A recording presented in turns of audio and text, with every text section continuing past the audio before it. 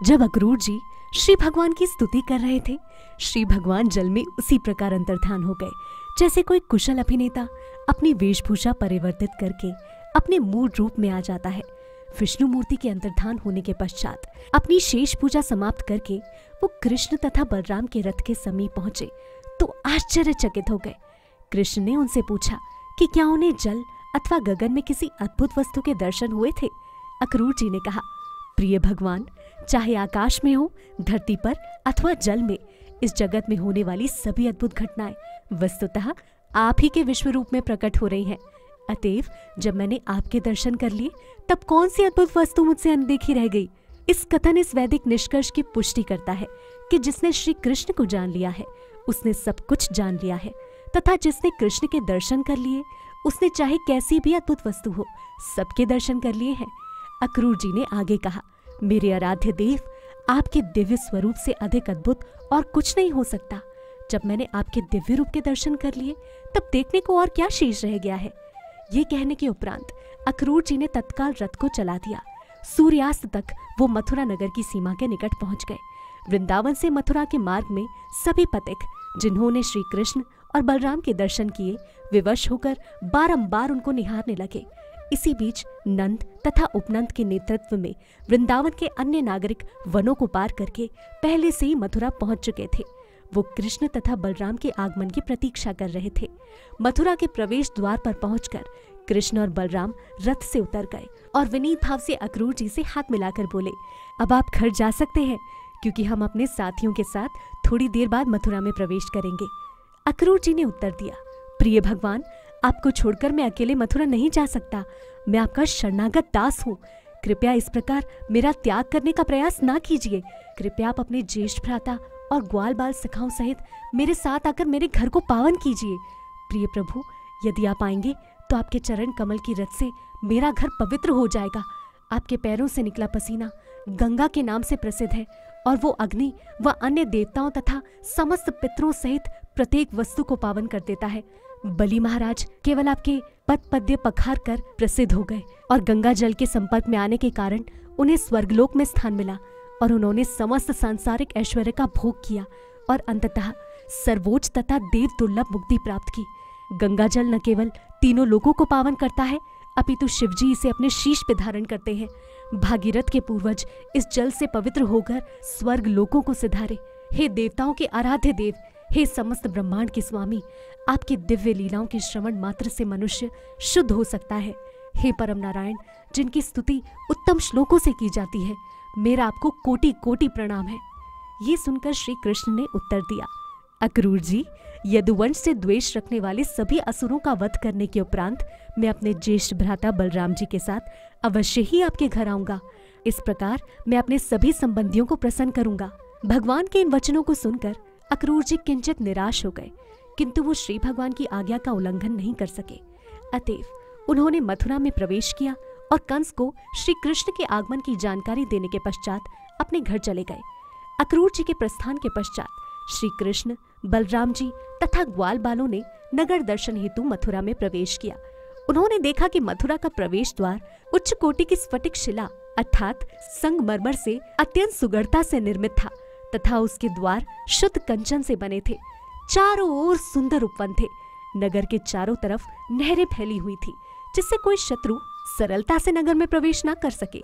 उन्होंने देखा कि नगर के सभी चौराहे स्वर्ण से अलंकृत थे और अन्न इकट्ठा करने के लिए तांबे और पीतल के गोदाम थे। वहां बहुत से धनी लोगों के घर भी थे जो एक जैसे दिखते थे और ऐसा प्रतीत होता था मानो एक ही शिल्पी ने उनका निर्माण किया हो। घर की सज्जा मूल्यवान रत्नों से की गई थी तथा प्रत्येक घर में फूलों और वृक्षों से युक्त प्रांगण थे। घरों की वाटिकाएं, मार्ग और बरामदे रेशमी वस्त्रों तथा रत्नों व मोतियों की कढ़ाई से अलंकृत थे। छज्जों के झरोखों के समक्ष कबूतर तथा मोर चहक रहे थे और विचरण कर रहे थे। नगर के भीतर सभी अन्न विक्रेताओं की दुकानें भांति भांति के पुष्पों, मालाओं, कोमल दुर्वा तथा खिले हुए गुलाबों जैसे फूलों से अलंकृत थी। घरों के मुख्य द्वार पर जल से पर्ण कलश सुशोभित थे तथा चारों ओर दधी, चंदन का लेप तथा फूलों से मिश्रित जल छिड़का हुआ था। जलते हुए दीपकों से सुशोभित अनेक आकार प्रकार के पुष्प द्वारों की शोभा बढ़ा रहे थे।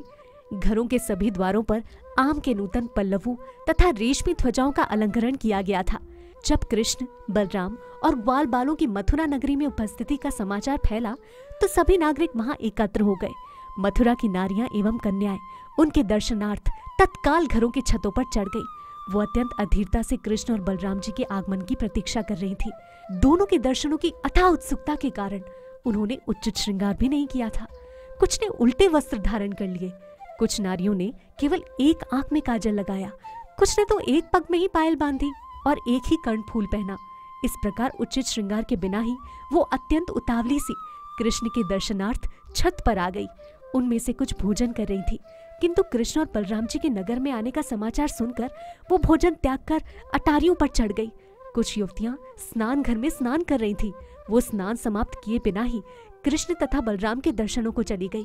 कुछ अपने शिशुओं को स्तनपान करवा रही थी, किंतु उन्होंने अपने शिशुओं को एक और रख दिया और वो कृष्ण तथा बलराम को देखने चली गई। मंथर गति से जाते हुए स्मित मुख कृष्ण ने तत्काल उनका मन हर लिया। लक्ष्मी के पति कृष्ण उन बाजार में गजराज की भांति चल रहे थे। दीर्घकाल से मथुरा की नारियों ने श्री कृष्ण एवं बलराम जी तथा उनके असामान्य लक्षणों की चर्चा सुन रखी थी। वो उनके प्रति बहुत आकर्षित थी और दर्शनों के लिए उत्सुक थी। अब जब उन्होंने प्रत्यक्ष रूप से बाजार में जाते हुए मधु मुस्कान से युक्त कृष्ण एवं बलराम के दर्शन किए तो उनके भावातिरेक की सीमा न रही। जब उन्होंने अपने नेत्रों से उनके प्रत्यक्ष दर्शन किए तो दोनों को अपने हृदय में ले जाकर अपनी मनोभिलाषा के अनुसार उनका आलिंगन करने लगी। हर्ष से उन्हें रोमांच हुआ आया। उन्होंने कृष्ण के विषय में श्रवण कर रखा था, किंतु उनके दर्शन नहीं किए थे। अब उनकी लालसा तृप्त हो गई थी। मथुरा के प्रसादों की अटारियों पर चढ़कर प्रसन्न चित्त स्त्रियां कृष्ण और बलराम पर पुष्प वर्षा करने लगी। जब वो बंधु गलियों में से जा रहे थे तो पास पड़ोस के सभी ब्राह्मण पुष्प और चंदन लेकर बाहर आए और आदर पूर्वक नगर में उनका स्वागत किया। मथुरा वासियों को अचरज हुआ कि वृंदावन के ग्वालों ने पूर्व जन्मों में कितने पुण्य कार्य किए होंगे, जिनके फलस्वरूप ग्वाल बाल के रूप में वो कृष्ण और बलराम के नित्य प्रति दर्शन करते हैं। इस प्रकार जाते हुए कृष्ण और बलराम ने एक धोबी को देखा जो वस्त्र रंगने का कार्य भी करता था। कृष्ण ने उससे कुछ उत्तम वस्त्र मांगे। उन्होंने धोबी को वचन दिया कि यदि वो सर्वश्रेष्ठ रंगीन वस्त्र उन्हें देगा तो वो अत्यंत सुखी हो जाएगा और उसे समस्त सुख सौभाग्य की प्राप्ति होगी। कृष्ण कोई भिक्षुक नहीं थे, न ही उन्हें वस्त्रों की आवश्यकता थी, किंतु इस याचना द्वारा उन्होंने दर्शाया कि कृष्ण को प्रिय लगने वाली वस्तु उन्हें देने के लिए सबको तत्पर रहना चाहिए। कृष्ण भावनामृत का यही प्रयोजन है। दुर्भाग्य से वो धोबी कंस का एक सेवक था, अतएव वो भगवान श्री कृष्ण की मांग के महत्व को नहीं समझ सका। कुसंग का यही प्रभाव होता है। समस्त सौभाग्यों के दान का वचन देने वाले श्री भगवान को वो तत्काल वस्त्र दे सकता था, किंतु कंस का सेवक होने के कारण वो पापी असुर उनके प्रस्ताव को स्वीकार न कर सका। प्रसन्न होने के स्थान पर उसने अत्यंत क्रोधित होकर और प्रभु की मांग को अस्वीकार करते हुए कहा, तुम किस प्रकार राजा के निमित्त रखे हुए वस्त्रों की मांग कर रहे हो? तदुपरांत वो धोबी कृष्ण और बलराम जी को उपदेश देने लगा। अरे बालकों, भविष्य में राजा की वस्तुओं को मांगने का दुस्साहस कभी मत करना, अन्यथा राजकीय कर्मचारी तुम्हें दंड देंगे। वो तुम्हें बंदी बनाकर दंडित करेंगे और तुम कठिनाई में पड़ जाओगे। इस तथ्य का मुझे व्यवहारिक अनुभव भी है। जो कोई भी अंधिकृत रूप से राजा की संपत्ति का उपभोग करना चाहता है उसे अत्यंत कठोर दंड मिलता है। ये सुनकर देवकी नंदन कृष्ण धोबी पर अत्यंत कुपित हो गए और अपने हाथ से प्रहार करके उसका सर उसके धड़ से अलग कर दिया। वो धोबी प्राणहीन होकर भूमि पर गिर पड़ा। इस प्रकार कृष्ण ने ब्रह्म संहिता के इस कथन की पुष्टि कर दी कि उनके शरीर का प्रत्येक अवयव उनकी रुचि के अनुसार प्रत्येक कार्य करने में समर्थ है।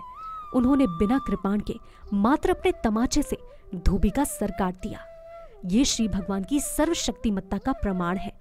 इस भयानक घटना के पश्चात उस धोबी के कर्मचारी वस्त्र वहीं छोड़कर तत्काल इधर उधर भाग गए। कृष्ण और बलराम जी ने वस्त्रों को अधिकार में कर लिया और अपनी रुचि के अनुसार उन्हें धारण कर लिया। शेष वस्त्र उन्होंने ग्वाल बालों को दे दिए, जिन्हें उन्होंने अपनी इच्छा अनुसार पहन लिया। जिन वस्त्रों का उन्होंने उपयोग नहीं किया वो वहीं पड़े रहे। तदनंतर वो सब मुख्य पद पर आगे बढ़े। उसी बीच एक भक्त दर्जी ने सेवा का सुअवसर पहचानकर कृष्ण और बलराम जी के लिए उस वस्त्र के उत्तम वस्त्र बनाए। इस प्रकार उत्तम वस्त्रों को धारण करके कृष्ण और बलराम शुक्ल पक्ष की पूर्णिमा के दिन उत्तम तथा रंगीन वस्त्रों से सज्जित गजराजों के समान शोभायमान हो रहे थे। कृष्ण उस दर्जी से अत्यंत प्रसन्न हुए और उसे सारूप्य मुक्ति का वरदान दिया।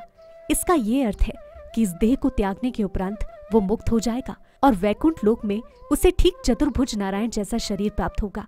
उन्होंने दर्जी को ये भी वर दिया कि वो जब तक जीवित रहेगा इंद्रिय तृप्ति का आनंद उठाने के योग्य पर्याप्त वैभव कमा सकेगा। इस घटना से कृष्ण ने ये प्रमाणित कर दिया है कि कृष्ण भावना भवित भक्त इंद्रिय भोगों अथवा भौतिक सुखों से वंचित नहीं रहते हैं। उन्हें इन सब के लिए भी पर्याप्त अवसर मिलेगा, किंतु इस जीवन का अंत होने पर उन्हें वैकुंठ लोक, कृष्ण लोक अथवा गोलोक वृंदावन में प्रवेश करने की अनुमति मिलेगी। उत्तम वस्त्र धारण करने के पश्चात कृष्ण एवं बलराम जी सुदामा नामक एक माली के पास गए।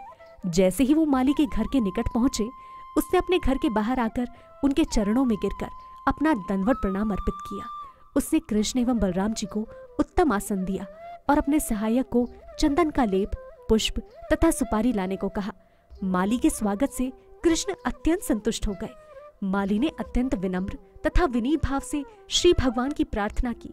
उसने कहा, प्रिय भगवान, मेरे गृह में आपके पदार्पण से मेरे पितृ और मेरे सभी पूज्य गुरुजन अत्यंत प्रसन्न हुए हैं और तर गए हैं। हे प्रभु, इस भौतिक सृष्टि के सभी कारणों के आप परम कारण हैं, किंतु पृथ्वी वासियों के कल्याण के लिए तथा अपने भक्तों की रक्षा एवं असुरों के नाश के लिए आप स्वांश सहित यहाँ अवतरित हुए हैं। समस्त जीवात्माओं के मित्र के रूप में आप सभी पर संभाव रखते हैं। आप परमात्मा हैं और आप शत्रु एवं मित्र में भेद नहीं करते। फिर भी आप भक्तों को उनकी भक्ति का विशेष फल देने को तत्पर रहते हैं। प्रिय भगवान, क्योंकि मैं आपका नित्य दास हूँ, इसलिए मैं आपसे प्रार्थना करता हूँ कि आप मुझे अपनी सेवा का अवसर दें। यदि आपने मुझे अपनी सेवा का अवसर दिया तो ये मेरे ऊपर महान अनुग्रह होगा। सुदामा माली कृष्ण और बलराम जी को अपने घर में आया देखकर अपने मन में अत्यंत प्रसन्न था। इसलिए अपनी मनोकामना पूर्ण करने के लिए उसने भांति भांति के पुष्पों से 2 अति सुंदर मालाएं बनाई और उन्हें श्री भगवान को अर्पित किया। उसकी सच्ची सेवा से बलराम तथा कृष्ण दोनों ही अत्यधिक प्रसन्न हुए। कृष्ण ने माली के प्रति कृतज्ञता प्रदर्शित की और उसको वर दिया। वो सदैव ही शरणागत आत्माओं के प्रति वात्सल्य भाव प्रकट करने तथा उन्हें वर देने के लिए तत्पर रहते हैं। जब माली से वर मांगने को कहा गया तो उसने श्री भगवान से प्रार्थना की कि वो उसे अनंत काल तक भक्ति में अपना दास बना रहने दे, जिससे कि सेवा से वो सभी प्राणियों का कल्याण कर सके। इस बात से ये स्पष्ट है कि कृष्ण भावनामृत में श्री भगवान के भक्त को भक्ति में केवल अपनी ही प्रगति से संतुष्ट नहीं होना चाहिए, अपितु उसे दूसरों के कल्याण के लिए कार्य करने के लिए भी इच्छुक होना चाहिए। वृंदावन के षड गोस्वामियों ने इसी उदाहरण का अनुसरण किया है। अतएव उनकी स्तुति में भी कहा गया है, लोक नाम हितकारिणौ। वैष्णव अथवा श्री भगवान के भक्त स्वार्थी नहीं होते हैं। श्री भगवान से वरदान के रूप में वो जो भी लाभ प्राप्त करते हैं वो उसे सभी प्राणियों में वितरित कर देना चाहते हैं। मानवता के कर्मों में ये सबसे महान कार्य है। माली से प्रसन्न होकर भगवान श्री कृष्ण ने न केवल उसे इच्छित वर दिया, अपितु उससे कहीं अधिक उसे समस्त सांसारिक ऐश्वर्य, परिवार की संपन्नता, दीर्घ जीवन तथा और भी भौतिक संसार में जो कुछ भी प्राप्त करने की उसके हृदय में अभिलाषा थी वो सब प्रदान किया। कृष्ण कंस तक कैसे पहुंचे जानेंगे अगले एपिसोड में। सुनते रहिए स्पिरिचुअल स्टोरीज। हरे कृष्णा।